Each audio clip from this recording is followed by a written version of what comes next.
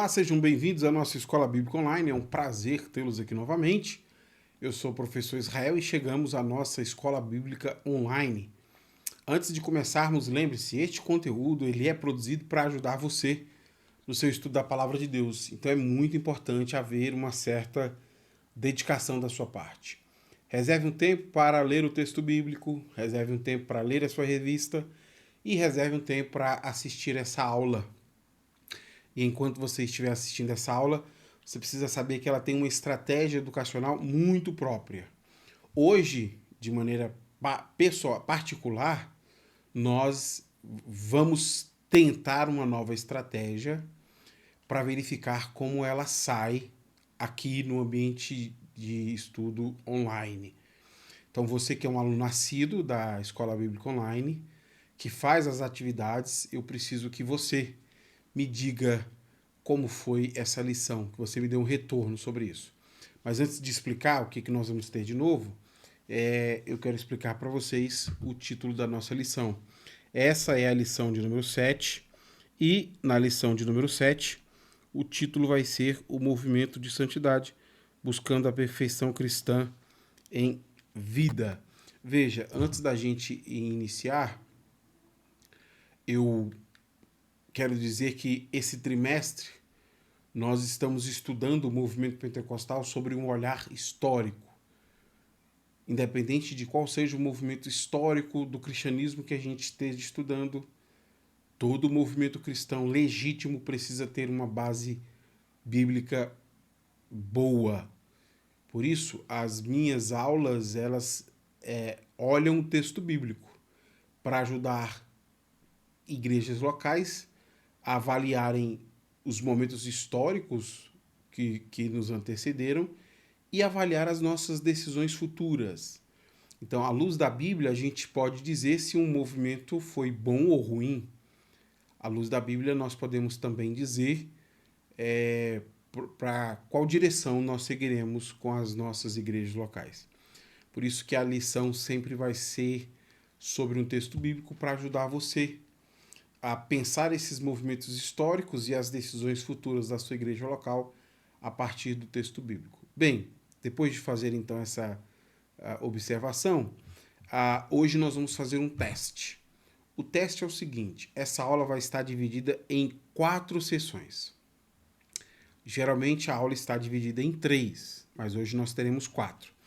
E aí você que participa sempre da aula, que faz tudo que é planejado para o seu aprendizado, eu queria que você me dissesse o que você acha disso. Não sei se nós seguiremos com essa metodologia, é apenas para verificar se ela é adequada ou menos adequada. É claro que para colocar isso, eu estou reduzindo a explicação do texto e as aplicações para que a gente tenha essa possibilidade de incrementar uma 4ª sessão. Quais são as 4 sessões dessa aula? Na primeira sessão da aula, eu quero explicar para vocês Mateus 18, 19, o contexto literário. Como eu sempre digo, o contexto literário aqui diz respeito ao texto áureo. Segundo o comentarista da lição, que é a pessoa que escreveu essa revista, esse é o texto mais importante. E na primeira sessão, eu quero exatamente explicar para vocês esse contexto literário. Já na segunda sessão da nossa aula, eu quero então explicar os versículos 18, 19 e 20. Depois, na terceira sessão da aula, eu quero fazer algumas aplicações, como esse texto nos desafia hoje a avaliarmos o passado e pensarmos o futuro, e, excepcionalmente hoje, na 4ª sessão, eu quero encerrar avaliando o aprendizado com vocês aqui no vídeo, fazer algumas perguntas para verificar aquilo que você aprendeu sobre a aula ministrada. Aqui na descrição do vídeo você vai encontrar todas essas sessões bem divididas para facilitar o seu acesso, e você que costuma fazer as aulas atividades, me dê um retorno. O que você achou? Você acha melhor reduzir a explicação e a aplicação e colocar a avaliação, ou deixa como estava? Apenas para você que já participou das metodologias antigas, porque se você não participou, você vai falar apenas do que você está experimentando agora. Então, eu estou pedindo a ajuda de você, que é um aluno frequente, a me ajudar a tomar essa decisão. Tudo bem? Então, eu conto aí com o seu comentário o quanto antes. Bom, para começar então o nosso estudo bíblico, nessa primeira sessão, eu quero explicar o contexto literário de Mateus 28, 19.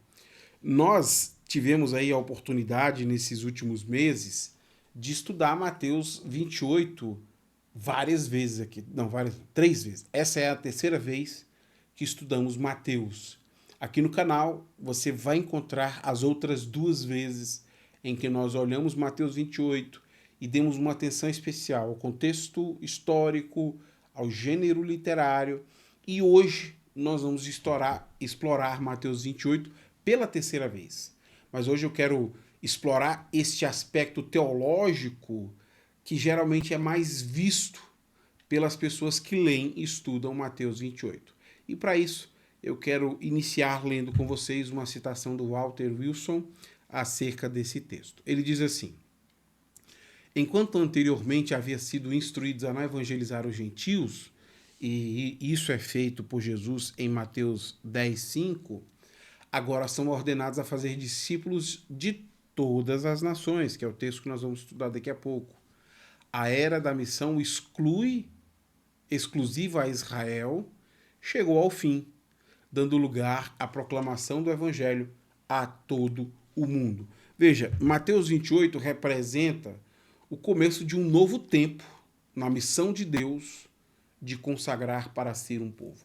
Essa expressão missão de Deus é uma expressão exatamente que tenta dar ênfase à maneira como Deus esteve agindo durante a história para separar e consagrar para si um povo que desse testemunho de suas dádivas e suas boas obras. Se antes o foco do texto está exclusivamente neste povo que fez uma aliança com o Senhor, no caso Israel, a partir de Mateus 28, outros povos estarão sendo inseridos no enredo dessa história. Outros povos farão parte da aliança do Senhor. É isso que Mateus 28 vai mostrar para a gente. Além de Israel, haverá um outro povo que estará sendo adicionado a essa aliança. E essas pessoas são pejorativamente chamadas aqui no texto bíblico de gentios. Aquele que não é judeu. Apesar dele não ser judeu, ele tem a oportunidade de ser aquilo que o povo de Israel poderia ser, o povo da aliança. Deus fez isso quando ele enviou o seu filho Jesus, que recebeu exatamente essa missão de reunir em si este novo povo do Senhor. Essa é a missão de Deus, a missio Dei que Jesus recebeu. Depois de cumprir essa missão, então, Jesus decide enviar esses seus seguidores para cumprir uma outra tarefa. Agora que Cristo abriu a porta de acesso à presença de Deus, agora que Cristo pavimentou o caminho até o Senhor, esses seguidores de Jesus recebem a tarefa de convidar outras pessoas para virem fazer parte do povo do Senhor. O texto que nós vamos estudar hoje, versículo 18, 19 e 20, revela para a gente a maneira como eles cumprem essa tarefa, a maneira como eles recebem essa tarefa, ouvindo do próprio Jesus. É isso que a gente chama de a grande comissão. Como esses seguidores de Jesus vão então cumprir essa tarefa de convidar outras pessoas a virem fazer parte do povo da aliança, é o que nós vamos encontrar na segunda sessão dessa aula. Todos os povos de todos os lugares estão sendo convidados a fazerem parte do povo da aliança, o novo povo da aliança.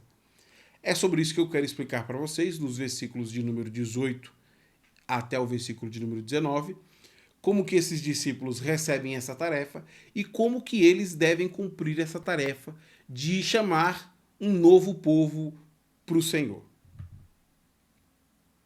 Começando então a segunda sessão, eu quero explicar para vocês versículo 18, 19 e o versículo de número 20. Eu começo explicando o versículo 18. Jesus se aproximou deles e disse: toda a autoridade no céu e na terra me foi dado.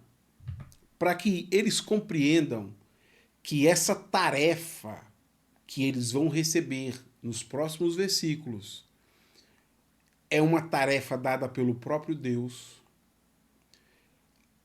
O evangelista Mateus fala que Jesus recebeu toda a autoridade no céu e na terra, e por causa disso, Jesus pode dar a essas pessoas a tarefa que está dando.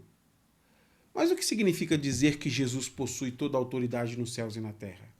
Veja, essa expressão aqui, ela é usada para indicar que Jesus possui um status divino.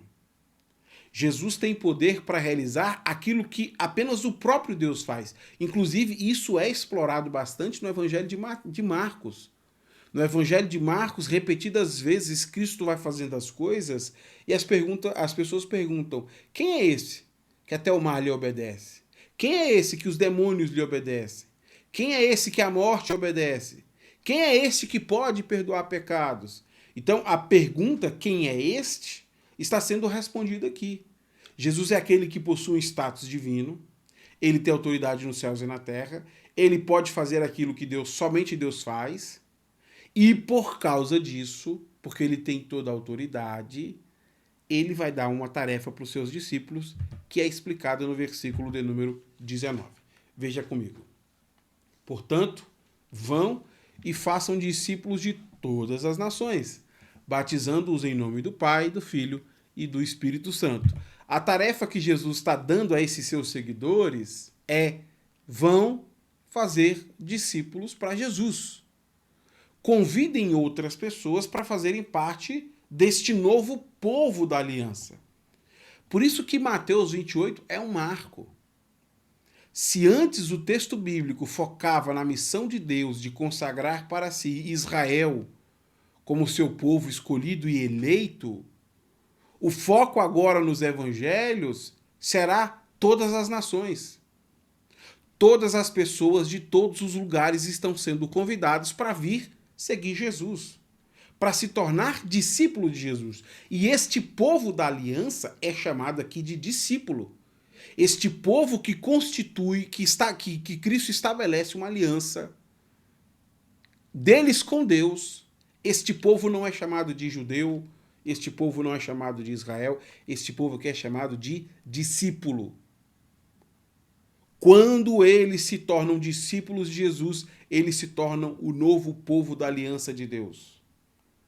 Então, o que esses seguidores de Jesus estão recebendo é a tarefa de abrir a oportunidade para outras pessoas. E abrindo essa oportunidade, essas outras pessoas têm a chance de serem aquilo que eles nunca puderam ser, povo do Senhor. Professor, mas como que nesse texto dá-se a entender que eles se tornarão povo do Senhor? De que maneira se chega a essa conclusão que este de fato é um convite para se tornar povo do Senhor? Pela exigência que o próprio Jesus coloca para esses seus novos discípulos. Todos esses novos discípulos de Jesus devem ser batizados. Mas eles devem ser batizados em nome do Pai, do Filho e do Espírito Santo. Eu queria ler com vocês uma citação onde o Grant Osborne explica exatamente que essa fórmula batismal, em nome do Pai, do Filho e do Espírito Santo, faz referência exatamente ao status espiritual que será assumido por essas pessoas assim que eles descerem em água batismal, assim que eles forem batizados. Quando eles são batizados em nome do Pai, do Filho e do Espírito Santo, nesta fórmula que se repete todas as vezes que alguém é batizado, se tornando discípulo de Jesus, neste momento, essa pessoa está sendo conectada a Deus, unida a Deus. Veja como o Grant Osborne explica isso. Jesus estabelece o batismo como sacramento primário de iniciação na fé. A conversão e o batismo nos trazem a unidade e a comunidade com essa trindade. Veja, em síntese, quando Jesus diz que se deve batizar esses novos discípulos em nome do Pai, do Filho e do Espírito. Esses gentios, que antes não eram povo do Senhor, agora eles podem ser considerados povo do Senhor sem se tornarem judeus.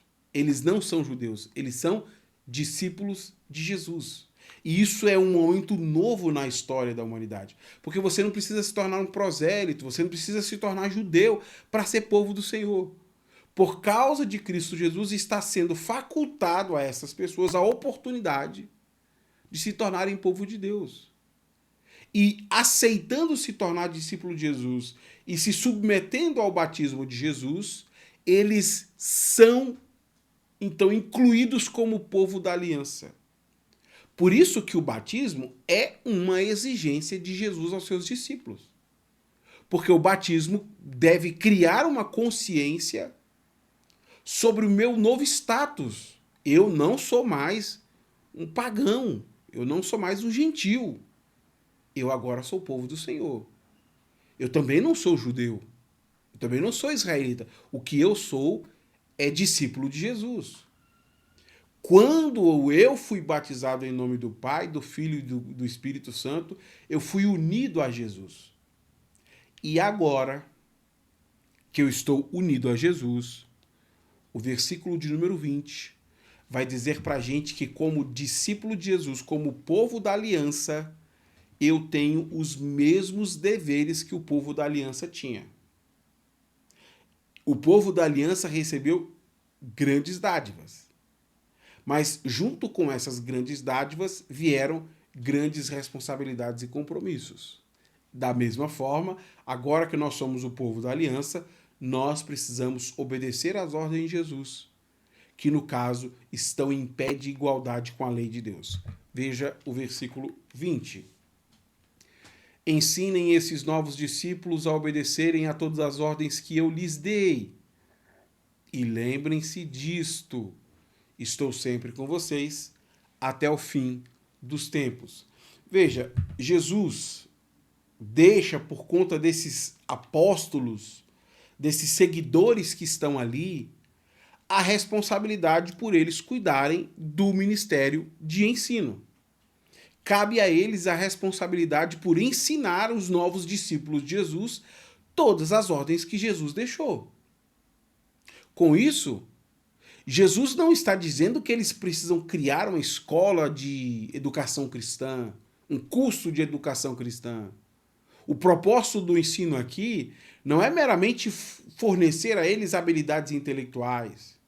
Nenhum deles vai receber um certificado ou um diploma no final dizendo: agora você é certificado porque você fez um curso de discipulado.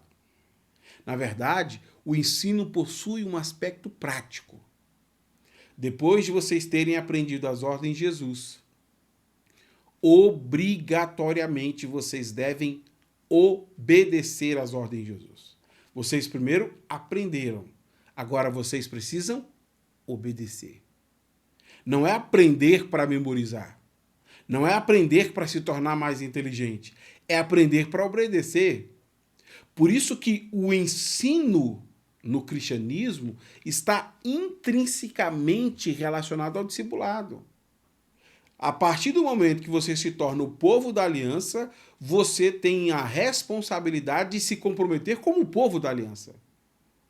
Não tem como ser discípulo de Jesus sem conhecer as ordens de Jesus e sem obedecer essas ordens de Jesus.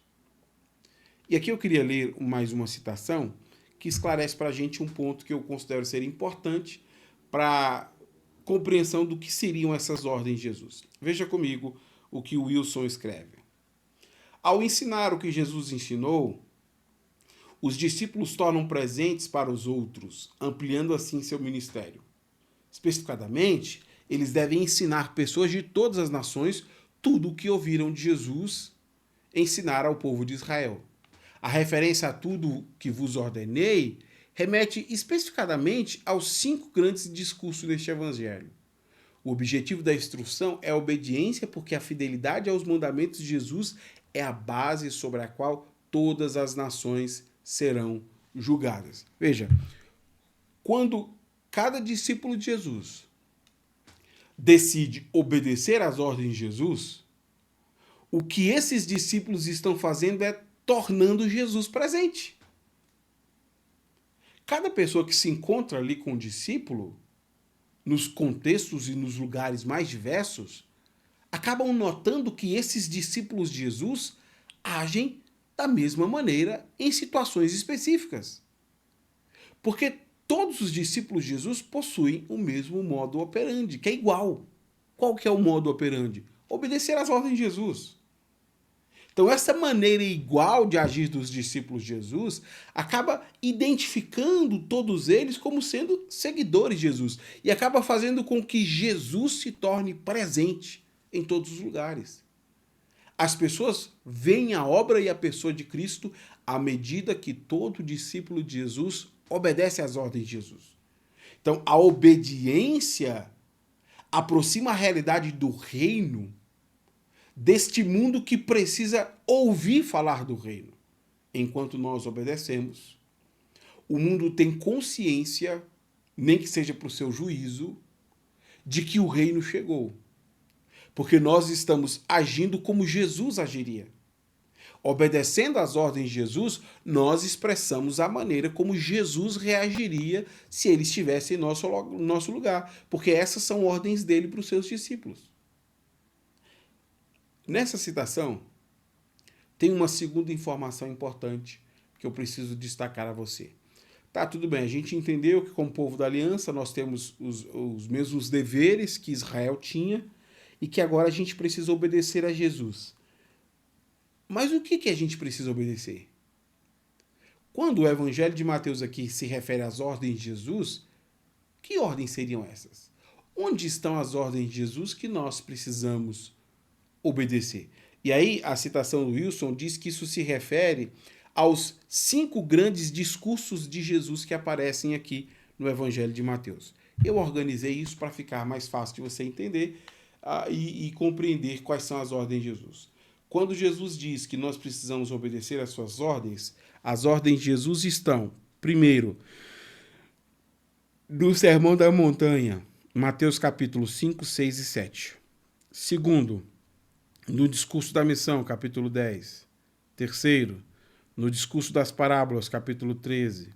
Quarto, no discurso sobre a igreja, capítulo 18. Quinto, no sermão do Monte das Oliveiras, capítulo de número 24. Então perceba que as ordens de Jesus estão contidas em todo o Evangelho. E Mateus já explicou essas ordens de Jesus. E ele está dizendo que esses seguidores receberam a tarefa de ensinar essas ordens para outras pessoas, para que eles possam obedecer e possam viver de maneira coerente com a nova vida que eles acabaram de receber. Qual vida? Eles agora fazem parte do povo da aliança. E como povo da aliança, o que se espera é que eles vivam de maneira digna a vida que acabaram de receber de Cristo Jesus. Começando a terceira sessão, eu quero então fazer 3 breves aplicações, como que este texto nos desafia hoje a considerarmos essas verdades que se apresentam para avaliarmos movimentos cristãos do passado e para decidirmos como seguiremos com a nossa eclesiologia local. Primeira aplicação. Jesus instituiu o novo povo do Senhor. É a partir da obra de Jesus Cristo que é disponibilizado o acesso à aliança com o Senhor. Não é você ser um judeu, não é você morar em Jerusalém, ter uma bandeira de Israel. O que faz você povo da aliança é Jesus Cristo. Sem Jesus, nós não seríamos povo da aliança. Sem Jesus, nós continuaríamos como estávamos, gentios. E o termo gentil aqui, ele é pejorativo, para expressar exatamente como vive um pagão. Este é o motivo porque nós somos chamados de cristãos. Porque nós compreendemos que foi por meio de Cristo Jesus que nos veio este grande benefício de agora sermos povo da aliança. Não é pela observação da lei, não é pela conversão ao judaísmo, não é por seguir um rabino, É Cristo Jesus que viabiliza aquilo que não estava disponível para nós. É Jesus quem institui este novo povo do Senhor. Se você quiser fazer parte do novo povo do Senhor, só existe uma maneira: Jesus Cristo, o nosso Salvador. Segunda aplicação: deve haver inclusividade entre todos os discípulos de Jesus. Veja só, no discipulado, o que torna alguém identificado com Jesus é o fato dessa pessoa decidir obedecer a Jesus. Como Jesus tem as mesmas ordens para todas as pessoas, obedecer a Jesus significa se tornar parecido com todos os outros cristãos, certo? Mas aqui a gente tem um grande problema. Porque há um desejo intenso de muitos cristãos por uma certa exclusividade. Nós queremos ter aquilo que ninguém tem. Fazer o que ninguém faz. Ter uma confissão de fé que seja única. Nós queremos ter uma liturgia que não se pareça com a de ninguém. E aí, o grande desafio para cada comunidade de fé é avaliar como essa exclusividade acaba nos levando para longe das ordens de Jesus. Porque as ordens de Jesus são as mesmas para todos os cristãos. Se há discrepâncias muito grandes entre o cristianismo, o problema está nas ordens que nós estamos obedecendo. Porque se nós estivéssemos obedecendo às ordens de Jesus, era para haver inclusividade entre os discípulos de Jesus. Todos eles agem da mesma maneira. Todos eles pensam da mesma maneira. Por quê? Porque nós estamos sendo moldados por Cristo Jesus e Ele está agindo em nossas vidas, nos transformando à sua própria imagem e semelhança. O seu Espírito Santo age em nós à medida que Ele nos desafia a obediência à sua lei. Só que quando nós colocamos 3 cristãos de tradições diferentes, a gente percebe que o que há é exclusividade. Não, nós não aceitamos o seu batismo. Não, nós não aceitamos a sua ceia. Não, nós não aceitamos a sua confissão de fé. E aí nós começamos a ter um movimento estranho dentro do cristianismo, que é um movimento de exclusividade. Não, ser cristão é ser alguém que subscreve aquilo que nós acreditamos. Se você não faz isso, então você tem que ser rebatizado. Então você não pode nem tomar ceia, não. Solta o cálice aí, deixa o cálice aí, não toma. Isso começa a soar estranho, porque parece que nós estamos tornando as ordens de Jesus algo exclusivo à nossa tradição de fé. As ordens de Jesus não estão contidas em nossas confissões de fé, em nossas compreensões particulares, mas no Evangelho que foi escrito pelos apóstolos, onde eles transmitiram aquilo que aprenderam do Senhor. Então nós precisamos repensar que tipo de igreja local nós queremos ser. Uma igreja exclusiva ou inclusiva? A Igreja de Cristo compreende que ela precisa ser inclusiva. Inclusiva no sentido de que todos nós temos as mesmas ordens e obedecemos o Evangelho. As nossas características particulares, elas não têm superioridade aqui. E aí nós começamos a ter diversos problemas em relação a isso. À medida que isso parece soar bonito. A nossa igreja é tão piedosa. Porque a nossa igreja não aceita batismo em qualquer igreja. A nossa igreja é tão piedosa. Porque a nossa igreja não aceita qualquer ceia do Senhor. Isso não é divergência mínima, isso é uma grande divergência. Isso demonstra muito do nosso fundamentalismo teológico e revela que nós estamos abrindo mão daquilo que tornou todos os discípulos de Jesus iguais, obedecerem às mesmas ordens que Jesus deixou para todos os seus discípulos. Terceira aplicação: Ser povo do Senhor significa possuir direitos e deveres. E como povo do Senhor, como povo da nova aliança, nós temos isso. Nós temos muitos direitos. Paulo fala sobre isso, né? Nós agora estamos assentados com Cristo nos lugares celestiais. O nosso status espiritual não é mais o mesmo. Nós agora somos povo de Deus.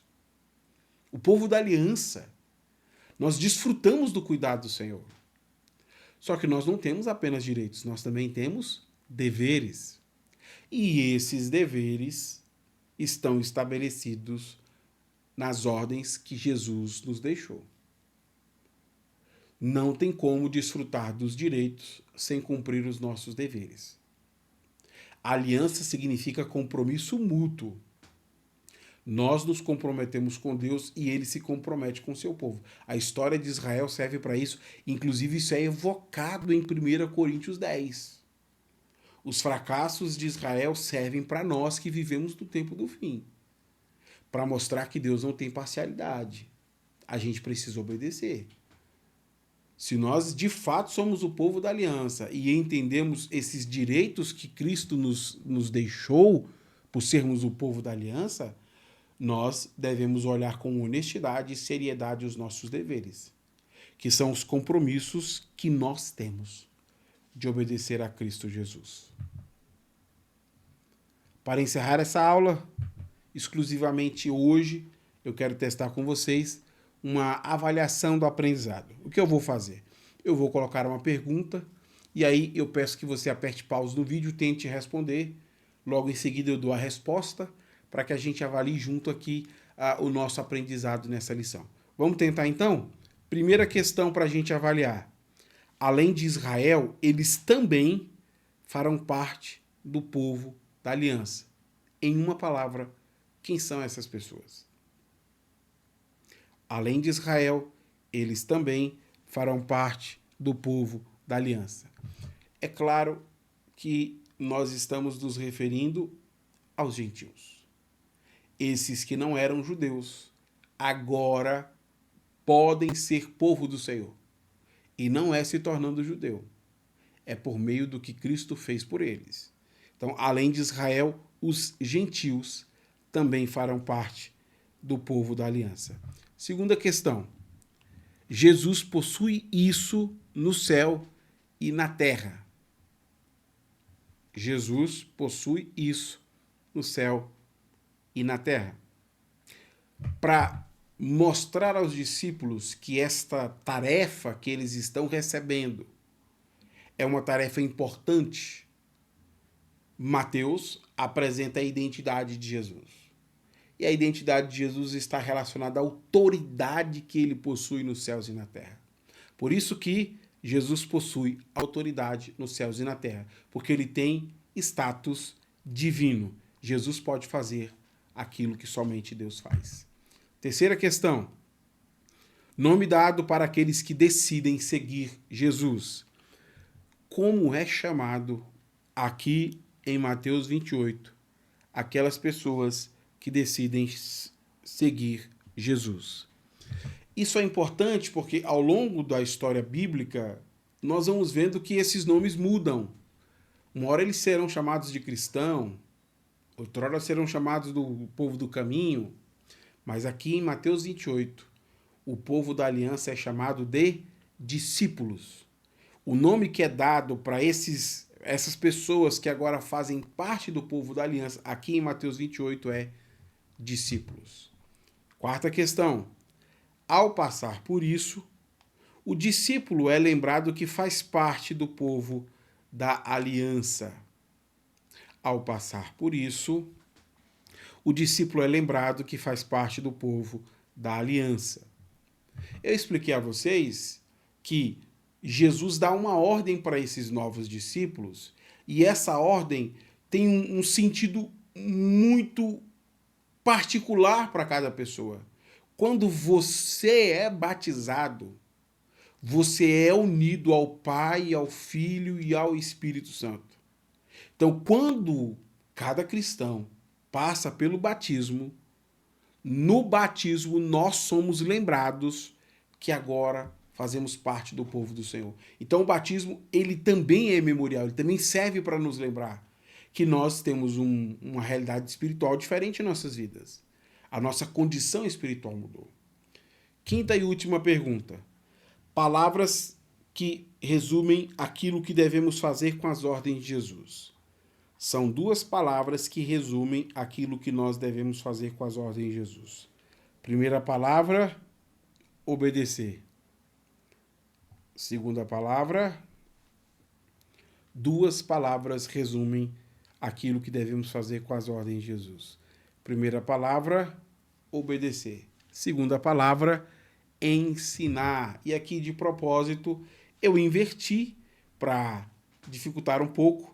O que nós precisamos entender é que todo discípulo de Jesus, ele é convidado tanto a ensinar como a obedecer. Depois que você se torna discípulo, você deve então obedecer às ordens de Jesus, ensinar as ordens de Jesus e depois você deve obedecer essas ordens de Jesus. Bom, eu espero muito que você tenha chegado aqui até o final, que você tenha feito a avaliação e depois você me diga o que você achou da gente avaliar assim o aprendizado. Se Deus quiser, semana que vem nós nos encontramos. Até lá então.